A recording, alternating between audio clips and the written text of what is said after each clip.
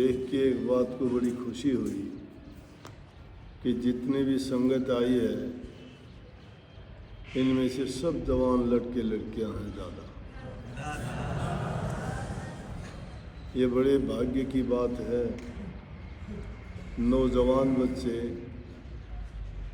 अगर सत्संग के रास्ते पे लग जाएं तो सारी बीमारियों से छूट जाते हैं, बुरी आदतों से छूट जाते हैं। बच्चे अच्छे संस्कार लेके बड़े बनते हैं। दूसरी तरफ अगर हालात देखते हैं तो गिने चुने क्या अब थोड़े ज़्यादा ही ऐसे लोग आते हैं कि उनके बच्चे तो क्या बड़े भी बिगड़े हुए हैं। उनको लेके वो बच्चे ऐसे बर्बाद होते हैं कि फिर वो किसी काबिल नहीं रहते। देखो, इंसान का चोला मिलना बड़ी ऊंची बात है। इंसान अगर एक स्थान पे बैठ के और तुलनात्मक ढंग से देखे इस सृष्टि में जितने जीव पैदा किए हैं मालिक ने, और सबके हालात को देख के इंसान अपने बारे में भी सोचे कि उन सब से उत्तम एक नहीं 84 लाख योनि के जीव, उनमें सबसे उत्तम इंसानों में, देवताओं में, गंधर्वों में, भूत में, प्रेत में, बंदर, भालू, ये 4 लाख प्रकार के हैं जो मनुष्य योनि के जीव, और उनमें सबसे उत्तम इंसान का चोला है। तो अगर ये तुलना करके देखें कि देखो, इंसान को बुद्धि दी, ज्ञान दिया, समझ दी, हर प्रकार से इसको हर चीज़ से ऐसा संपन्न किया कि ये जो चाहे वो काम करे। यहाँ तक कि जो बनाने वाला है प्रभु, वो किसी को नहीं मिलता, लेकिन कह दिया कि तू इंसान के रूप में अगर सच्चे दिल से मेरी खोज करेगा तो मिलेगा। और किसी जीव को नहीं मिलता, क्योंकि वो सारी की सारी योनि ऐसी हैं कि उनमें जो कर्म उनके निमित्त वही कर पाते हैं। परंतु इंसान तो प्रकृति की सभी चीज़ों को जिनको गुप्त रखा गया उनकी भी खोज कर डाली। यहाँ तक कि हमारे ऋषियों, महापुरुषों और संतों ने तो परमात्मा की खोज करके ही तो इंसान को सत्संग के माध्यम से समझाने का प्रयास किया कि उसको हम पा सकते हैं, और उसको पाने में हमें क्या मिलेगा? सदा की स्थायी शांति मिलेगी। कि जिस देश, जिस दुनिया में हम जीते हैं, इसमें कहीं भी स्थायी शांति नहीं है। कोई किसी को सुख नहीं है। जिसको देखोगे, जिससे बात करोगे, भले ऊपर से कोई इंसान सुखी दिखाई देता है, लेकिन सुखी नहीं है कोई। किसी को किसी चीज़ का अभाव है, किसी को किसी चीज़ की चाहत है, तो किसी को किसी चीज़ का दुख है। किसी की तमन्ना ही नहीं भरती है, किसी की इच्छा पूर्ति नहीं होती है, और किसी के पास सब कुछ होते हुए भी उसको संतोष नहीं। सब विचलित हैं। चाहे उनके पास कोठी बंगले धन दौलत है, चाहे उनके पास संतान है, चाहे वो कितने बलवान शक्तिशाली हैं, चाहे कितने ऊंचे बड़े कुल में पैदा हुए हैं, लेकिन कोई ना कोई उनको दुख जरूर है। एक एक दुख सबको लगा हुआ है। संतान की चाहत है, संतान वाले भी दुखी हैं। धन की चाहत है, धन वाले भी दुखी हैं। कोर्ट कचहरियों में मुकदमे चलते हैं, फुर्सत ही नहीं है। जिनके पास धन है उनकी कभी तृष्णा भरती नहीं है, और चाहिए उनको, और चाहिए। गलत तरीके से आए, किसी तरह भी आए, लेकिन चाहिए उनको। कोई काम नहीं छोड़ के जाएंगे यहाँ पे सब,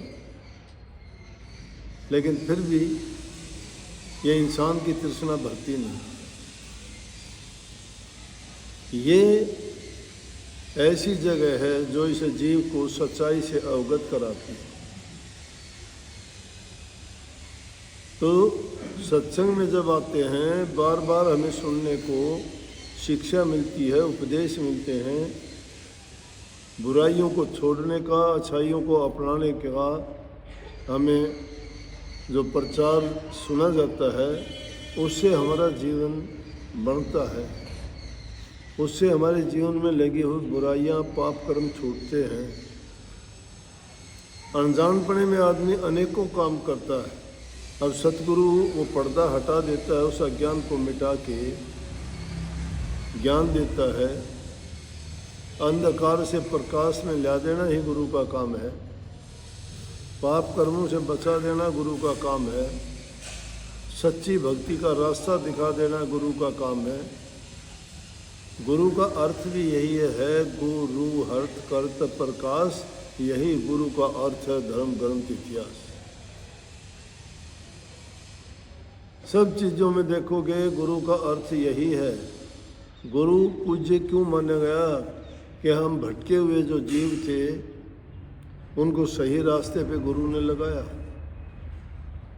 और जो गुरु को सच्चा होके मानता है उस आदमी की फिर संसार की चीज़ों की तरफ भाग दौड़ खत्म हो जाती है। ऐसे नहीं होती, जमानी जमा खर्च वालों की नहीं होती। कभी ये सोचते हो ये कि जब इतनी भीड़ की भीड़ जो आती है, ये मेला ठेला समझ के आते हैं। जो सत्संग को सत्संग की दृष्टि से समझने के लिए आता है वो इंसान भटकता नहीं। फिर यहाँ तो लोग अपने निजी स्वार्थ की पूर्ति के लिए आते हैं। किसी को धन चाहिए, किसी को नौकरी चाहिए, किसी को संतान चाहिए, किसी संसार की चीज़ों को ही मांगते हैं। कोई भक्ति मांगता ही नहीं कि मुझे भक्ति चाहिए। बखान बहुत करेंगे, कहीं माया को कुछ बताएंगे, कहीं काल को कुछ बताएंगे, कभी अपने को कितना ऊंचा पद दे देंगे, पल्ले कुछ है ही नहीं। अरे सच्चे होके भक्ति के रास्ते पर चलोगे तो दुनिया की चीज़ों को ठुकरा दिया। बलख बुखारा का बादशाह था, राजा भर्तरी राजा था, गोपीचंद राजा था। क्यों उन्होंने ठुकरा दिया सब कुछ? राजकाज को क्यों छोड़ दिया उन्होंने? राजकाज में सुख नहीं था। उनको जब सच्चाई का पता लगा तो दुनिया को छोड़ चले। उन्होंने त्याग का जीवन अपनाया, लेकिन संसार के पदार्थों के पीछे जितना भागोगे ना उतना भगाएंगे ये तो। क्यों? मृगी तृष्णा है। मृगी तृष्णा होती क्या है कि गर्मी का जब मौसम होता है, हिरण को प्यास लगती है, तो प्यासा जब इधर उधर देखता है पानी के लिए भटकता है, कहीं मरुभूमि में पानी कहीं नहीं दिखाई देता, आगे देखता है तो सूरज की धूप के कारण उसको काफ़ी दूर पे ऐसे लगता है जैसे पानी है। वो भागता है, लेकिन भागते भागते प्राण छूट जाते हैं। आगे जाता है, वहाँ पानी नहीं है, फिर आगे दिखाई देता है, वहाँ पहुँचता है, वहाँ भी नहीं है, फिर वहाँ आगे जाता है। इंसान यही तो करता है, दुनियादारी की चीज़ों के पीछे भागता है, उन पदार्थों के पीछे भागता है। झूठी इज्जत मान बढ़ाई के लिए पता नहीं क्या क्या पाप कर देता है। इसलिए सच्चा नाता तो गुरु का है। गुरु तुम्हें निस्वार्थ भाव से, निष्पक्ष भाव से, बिना किसी लालच के एकदम सत्य से अवगत कराता है। सबके लिए, सबके हित की, सबके लाभ की बातें उनको समझाता, बताता है, और जो उनकी बातों को मान के अपने जीवन को ढाल लेता है उसको दुख नहीं होता। दुख अज्ञान का है। जो इंसान नहीं समझता, जो मेर तेर में पड़ जाता है, और उस मेर तेर के कारण कोई अपनी औलाद के लिए पाप कर्म कर जाता है। बड़े से बड़ा पाप कर्म कर दिया, किसके लिए? अपनी संतान के लिए कि उसके लिए मैं ये कर जाऊं वो कर जाऊं। क्या कर जाओगे तो? परमात्मा ने जो करना है उसने उसका कर्म भोगने के लिए भेजा है। उसका जो कर्म करके आया, तुम किसी का कर्म बिगाड़ बना नहीं सकते।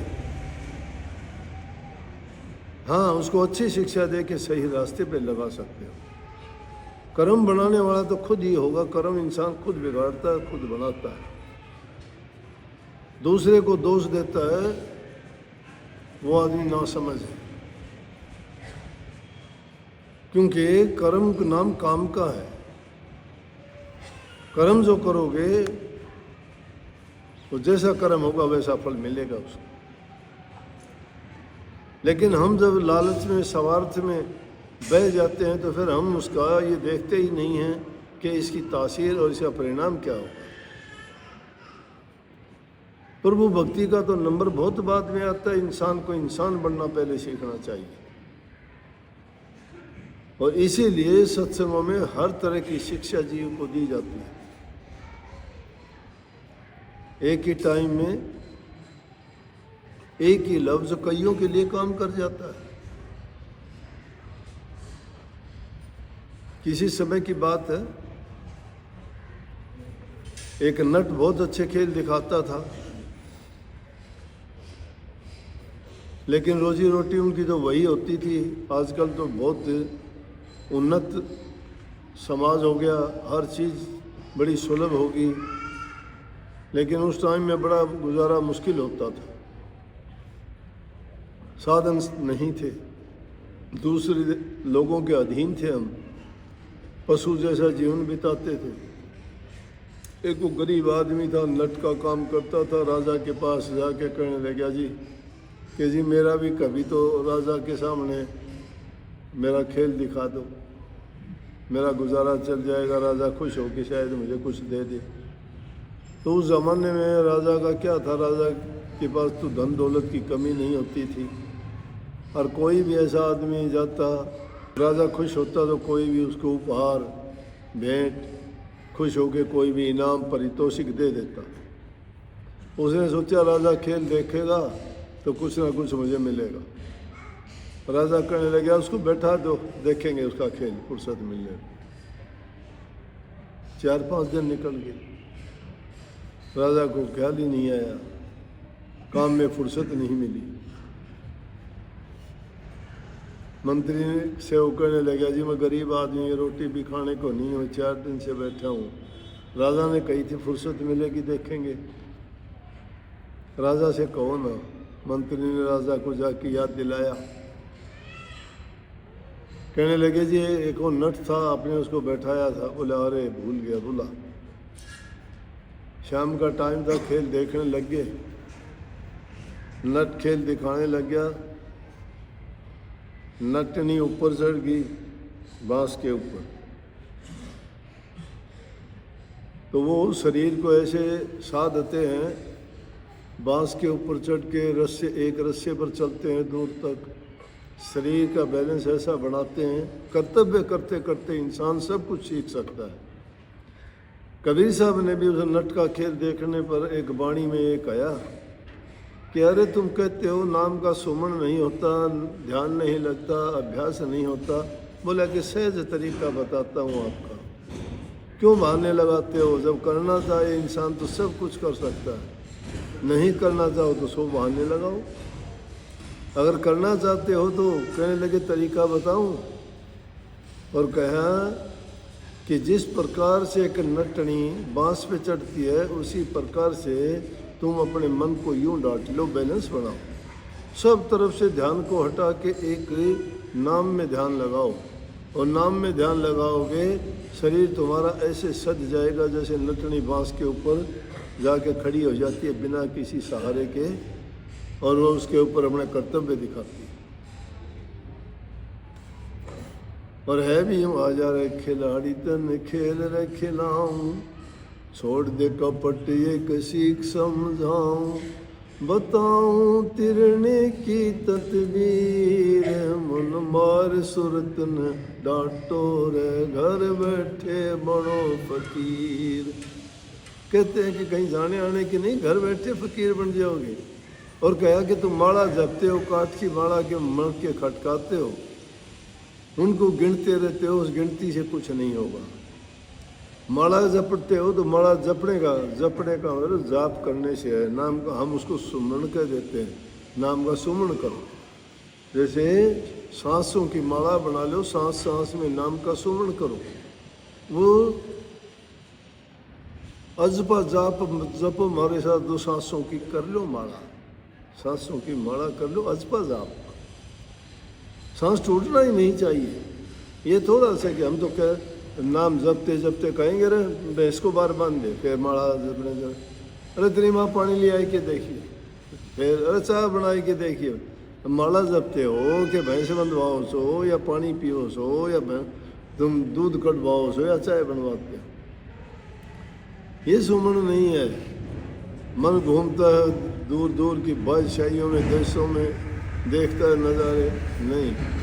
मन को एक ही जगह डांटना है तो कहा माला जपे तो वैसी जपनी, जैसे बांस पे चढ़े नटनी, मुश्किल है ये काया डटनी, डटे तो पर लेती रे, मन मार सुरत न डांटो रे, घर बैठे बनो फकीर। कि अगर ये काया डट जाएगी, अगर ये मन तुम्हारा रुक जाएगा तो सारा काम बन गया।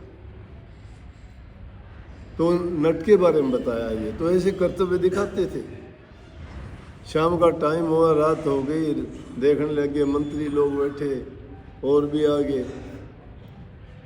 सभा में बहुत लोग बैठे, खेल देखते रहे, देर होगी, काफ़ी समय निकल गया, आधी रात होगी। आधी रात में भी जब टाइम ढलने लगा, अब खेल दिखाते दिखाते बेचारे कितनी देर तक करें। वो नट जो ढोल बजाता था उसके हाथ थाप सीधी मालन की बजाय पहले तो सुर और ताल में था, फिर उल्टी सीधी थाप लगने लगी। तो नटनी का भी बैलेंस बिगड़ने लगा, क्यों? तो थाप पर नाचती है ना। जैसे गाने वाले भी संगीत जो होता है उसी पे गाते हैं, ढोल तबला जो भी बेंजू हारमोनियम बजाते हैं उस पर। तो क्या हुआ कि वो उसे पाँव भी इधर उधर डोलने लगे, बैलेंस बिगड़ने लगा। वो फिर कहती है, इशारे में बोली। सब लोग देख रहे थे, मंत्री लोग थे, राजा लोग थे, और दूसरे अमीर लोग थे। खेल देखने वालों में औरतें थी, लड़कियां थी। मालदे नाम था उसका। वो उसने कहा कि घनी गई थोड़ी रही, वो भी बीती जा। मालदे कहे नट ने, ताल में भंग ना पा। कि घनी गई थोड़ी आ रही, उसका कहने का मतलब कुछ और था, क्योंकि आधी रात ढल चुकी थी। बोला गणखरी की रात चली गई, थोड़ी बहुत और बच्ची से सवेरता है तो ज़्यादा करवा लेगा, इसमें ताल में भंग ना गिरे, ढंग से बजा ले। ये बात सुनी तो वहाँ पे एक साधु था। जब तक किसी ने कुछ नहीं दिया, साधु का एक कंबल था, वो उठा के पकड़ा दिया। सर्दी का टाइम था, वो नट को दिया जाके। राजा मंत्री देख के हैरान हो गए, इसको क्या मिल गया भाई? इसने क्या इनाम दे दिया? एक ही कमर था, वो पकड़ा दिया। वैसे बहुत बड़ी बात होती है, दान अपने सामर्थ्य के अनुसार होता है, लेकिन साधु की सामर्थ्य क्या थी? उसके पास वही दौलत, वही धन, वही सब कुछ था। उसने तो सर्वस्व दान कर दिया, तो कमल ही दान कर दिया। जिसमें बड़ा शरीर ढांपता था वही दान कर दिया, सर्वस्व दान हो गया, क्या बचा? बड़े से बड़ा दान होता है ऐसा। वो भी देख के हैरान थे, सर्दी है, इसने एक कमल था, साथ उनको क्या मिला ऐसा? थोड़ी देर में देखते हैं राजकुमारी उठी, राजा की लड़की, और उसने जाके अपने जो हीरे जवाहरात का हार था गले में, वो निकाल के पकड़ा दिया। राजा रानी वो भी हैरान, ऐसी क्या बात होगी? थोड़ी ही देर के बाद में राजा का लड़का था, उसने अपनी मोतियों की माला थी हीरे जवाहरात की, वो उसको दे दी। खेल ख़त्म हुआ। खेल ख़त्म होने के बाद में पूछने लगा, भाई तुम्हें क्या मिला? किस बात से तुमने ऐसे ऐसे उपहार दे दिए उसको? मैं इनाम थोड़ा बहुत दूंगा। लड़के से बोले तुझे क्या मिला? बोला पिताजी मिला क्या, सब कुछ मिल गया मुझे, बहुत बड़े जुल्म और पाप से बचा लिया, नहीं तो मैं बहुत बड़ा जुल्म करने चला था। बोला क्या? कि मैंने सोचा कि अपने आप बूढ़े हो चुके हो, मेरी उम्र ढलने जा रही है, मुझे तो राजा बनाते नहीं हैं, कि मुझे राजा नहीं बनाएगा मैं, इसलिए आज राजा को ख़त्म कर दूंगा और गद्दी मुझे मिल जाएगी। तो मेरे दिमाग में आया घनी गई थोड़ी आ रही कि अब तो जा लिया बहुत समय, थोड़े बहुत दिन का और है, तो क्यों पाप कमाता है? बोला इससे बड़ी और मुझे क्या शिक्षा मिलेगी? बोले भाई हाँ। राजकुमारी से बोली बेटी तेरे को क्या मिला, तू भी बता। बोला पिताजी मैं भी बहुत बड़ा जुल्म करने चली थी। बोला मेरी 30 साल की उम्र होगी, तुमने ख्याल ही नहीं किया, ना कोई स्वयंवर किया, ना राजकुमार देखा, ना मेरी शादी के बारे में कभी सोचते, ना कोई जिक्र किया आज तक। क्या करती मैं? वजीर के लड़के को लेके हमने प्रोग्राम बना लिया था, आज रात को भागने वाले थे हम। अच्छा तो जब ये बात सुनी मैंने कि घनी गई थोड़ी आ रही, मैंने सोची अरे कभी तो इनके ध्यान में आएगी, तू 30 साल की होगी और साल 6 महीने में देख के तेरी शादी कर देंगे, क्यों बेकार के पाप में पड़ती है? तो बोला इसलिए बच्चन ने मुझे बचा दिया कि भाई घनी गई है थोड़ी बहुत रही है, इसीलिए क्यों इतना अपने सिर पर पाप ओढ़ती है, बदनामी होगी, माँ बाप की होगी, और मुझे भी क्या शांति मिलेगी ये काम करके। बोले महात्मा जी आपको क्या मिला? बोला सारी जिंदगी भक्ति करी, लेकिन ये बुढ़ापे में आके सारी जिंदगी बीत गई, अब किनारा आ गया था आखिरी टाइम का, मैं भी एक औरत को लेके भागने वाला था। तो जब यह गई अरे क्यों महात्मा बनेगा, बट्टा लगाता है, सारी जिंदगी बीत गई, क्यों इस पचड़े में पड़ता है, दुनिया को बताता रहा, आज तो किस पाप के सागर में गुचकी लगाएगा। मेरा मुझे समझ आ गई, मेरी आंखें खोल दी। इसने कहा कि घनी गई थोड़ी आ रही, कि अब ये टाइम बीता ले, क्या पता कब जाना हो जाए संसार से, क्यों इतनी बदनामी बांधता है। बोले बाबा एक ही वचन था कितने लोगों के लिए काम कर गया। संत हमेशा इस प्रकार के अनेकों वचन कहते हैं, फिर हमें उन वचनों से फायदा क्यों नहीं होता? रात दिन सत्संग में रहने वाले डूबते हैं, रात दिन रहते हैं, उनके हालात बता दूं तो आप हैरान रहोगे। क्या मिला उनको सत्संग में आने से? क्या उन्होंने सत्संग को जाना, सतगुरु को जाना, नाम को जाना, शिक्षा उपदेश को जाना? अरे कईयों तो एक वचन सुन के जिंदगी बदल गई। उन लोगों की सारी जिंदगी सत्संग में रहते हुए इतना और भी नहीं बीची, एक बाढ़ भी उनका सत्संगी का नहीं बना, बल्कि दुष्टों और पापियों से भी बुरे निकले वो तो। मैं औरों की नहीं, मैं आप बीती बहुत ज्यादा बताया करता हूँ। मैंने दुनिया देखी, 77-78 साल की उम्र होगी। मैंने दुनिया के तजर्बे बचपन में तो इसलिए देखने पड़े, बाप नहीं रहा था। इस समाज में जब ठोकरें खाने के लिए मिली न, किसी से बुरा सुना, किसी से भला सुना, किसी से अच्छा सुना, मैंने हर इंसान से शिक्षा ली। कुछ दिन के लिए जिंदगी ऐसी आई थी कि बह गया था, लेकिन सतगुरु के जब चरणों में आके पड़ा तो मुझे वो समझ आ गई, सतगुरु ने मुझे संभाल लिया। उसके बावजूद भी मैंने इस दुनिया का जो नक्शा देखा, उनके जो कर्म देखे, जिन लोगों के लिए मैंने जो सब कुछ अर्पण कर दिया, वही लोग मेरे सबसे बड़े दुश्मन बने। लेकिन मैं हिला नहीं, यह बताऊं, मैंने किसी दगा धोखा नहीं किया। जिन लोगों के प्राण तक बचाए वो लोग मेरे सबसे बुरे। हैरान था, लेकिन मैं इस बात के लिए चिंता नहीं, मैंने चिंतन किया कि शायद मेरा कर्म होगा, क्या पता कोई बदला होगा। लेकिन फिर उन पर दया भी आई कि उन दुष्टों की कमी है जो समुद्र में जाके प्यासे रह जाते हैं, जिनके सामने सब कुछ रखा और फिर भी भूखे रह जाते हैं। तो सत्संग कहाँ लग गया उनको? संतों की वाणी बचा लेती है। स्वामी जी महाराज ने कहा, चल चल आए सतगुरु आगे, दरस न पकड़ी बचन न लागे, क्या फल पाया सत्संगत आए, जन्म गंवाया वक्त गंवाया। जिंदगी गुजार दी, उनके वचन सुनने और दर्शन करने में कैसे अंति मिली। अरे संतों के दर्शन से तो बड़े बड़े पापियों के कई कई जन्मों के पाप कट गए। तो या तो हम में कमी है, हम संत नहीं है, या वो आने वालों में कमी है कि वो दुष्ट हैं। लेकिन और लाखों लोग भी तो ऐसे आके कहते हैं कि आपने मेरा जीवन सुधार दिया। हमने दुनिया के पाप अपने ऊपर भी लेके उन लोगों की जिंदगियां बचाई हैं, लोगों को अपना सर्वस्व सौंप के भी उनकी ज़िंदगी बचाई है। और लेकिन उन दोस्तों के हालात अगर सुनो देखो तो तुम लोग उनकी शक्ल तक नहीं देखना पसंद करोगे। इसलिए मैं कहता हूँ कि सत्संगति सठ सुधरी सुसंगति पावा। मूर्ख से मूर्ख इंसान भी अच्छी संगति मिलने पे सुधर जाता है। एक लोह के टुकड़े को भी अगर तुम घिसोगे उसमें भी चमक आ जाती है, जंग उतर जाता है उसका।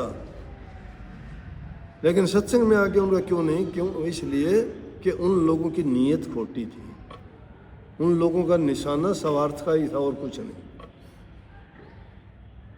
जिंदगी बीती, उन लोगों के बच्चे सत्संग में नहीं आ सके। बोलो क्यों नहीं आए? घरों में निंदा चुगली होती है, घरों में बुराइयां होती है, माँ बाप के पास उताना बाना चुगली का निंदा का है। बच्चों क्या सीखेंगे? वो जो उनको सिखानी थी वो सिखा दी। ना शकल दिखाण जोगे ना शकल देखण जोगे। वो अगर उनके माँ बाप अगर सही होते अच्छे होते, बच्चा तो नकल करता है अपने माँ बाप की। ये मिलता है सत्संग। इसलिए मैं कहता हूँ जवान बच्चे जो इस उम्र में आके, हम तो 30 साल की उम्र हो गई थी, पक गए थे भाई। कई ना थोड़े भटक गए थे, लेकिन जब होश आया, समझ आई, सतगुरु ने जो संभाला। और हमारे सतगुरु जो हमारे साथ किया, ऐसा अगर तुम्हारे साथ हो जाओ तो मैं 1 मिनट नहीं रहूँ। लेकिन हम इस चीज़ के लिए नहीं आए थे। मैंने अपनी ज़िंदगी में कोई स्वार्थ का काम नहीं किया, खुला होके कहता हूँ। कोई लालच नहीं किया। कोई आदमी अगर आके कह दे तो किस लिए करे?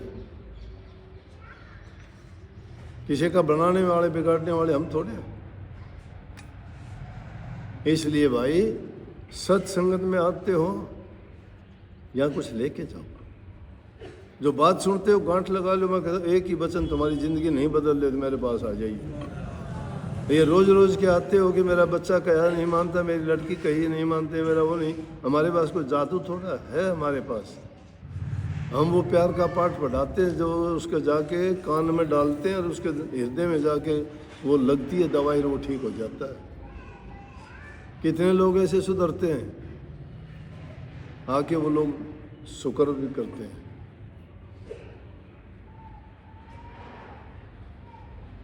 बहुत सी ऐसी बातें हैं जो अगर और लोगों के पास हो ना तो उनकी किताब और ग्रंथ बन जाए। बड़े प्रचार करें, बुला बुला के कहेंगे उनसे, बताओ क्या हुआ क्या नहीं हुआ। लेकिन हमने क्या लेना है? उन चीज़ों से क्या लेना है? किसी का अच्छा करना चाहिए। अच्छा करना ही प्रभु का नाम है। नेक काम जो करता है समझो वो प्रभु की भक्ति है। किसी की सेवा करते हो तन से, मन से, धन से, किसी के प्रति अच्छी भावना विचार ख्याल रखते हो, ये प्रभु के गुण हैं। जो इस रास्ते पे चल पड़ता है वो नाम जपेगा। नाम की ये शाखाएं हैं। जो सेवा नहीं करता, जो प्रेम नहीं करता, जो जबान से मीठा बोलता है, सबकी इज्जत सम्मान देता है, वो लोग, उसका हृदय कभी खराब होगा नहीं। ये तो भट्ठी उन लोगों के अंगारों की भरी रहती है जो नाम के नज़दीक भी नहीं है, जो जानते ही नहीं है भक्ति है क्या चीज़, नाम है क्या चीज़। स्वार्थी और लालची आदमी के लिए स्वामी जी महाराज ने कहा, सीधी बात कही, उनके लिए नहीं उपदेश हमारा जिनको जगत कामना मारा।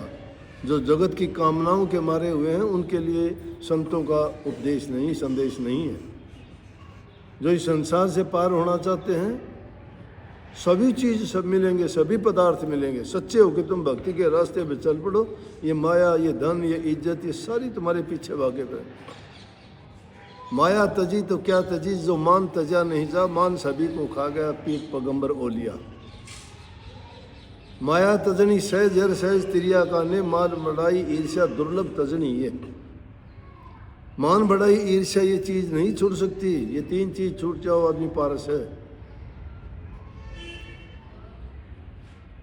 इसलिए भाई अच्छा करोगे अच्छा पाओगे। एक प्रभु के नाम पर इतबार और विश्वास करके तुम अगर सच्चे होगे चलोगे, सब कुछ देगा वो, सबकी संभाल करता है। लेकिन तुम अपने मन से अपनी बुद्धि की चालाकियां करते हो ना, वो सब देखता है। वहाँ चालाकी नहीं चलती, उसके कानून नियम बड़े पक्के हैं, बड़े बड़े कानून प्रभु के, बड़ी बड़ी मर्यादा, किसी को कोटि कम नहीं देता, किसी को पाई ज़्यादा, लाख कोशिश कर ले, उसने जो हिसाब लगा रखे उतना ही देगा। सबको बहुत बहुत आशीर्वाद।